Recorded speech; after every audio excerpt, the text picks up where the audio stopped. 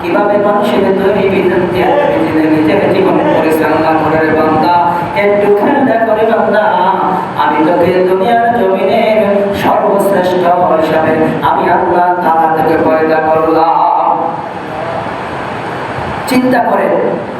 আল্লাহ তাআলা আমাদের সৃষ্টির ব্যাপারে কত চমৎকার কথা আল্লাহ তাআলা বলেছেন, যাতে করে আমরা আমাদের একটু হুঁশ আসে।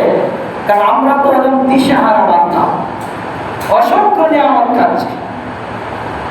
আমার আল্লাহ তাআলা পানির ভিতরে হাজার হাজার প্রজাতির মাছ আমার আল্লাহ তাআলা তৈরি করে রেখেছেন।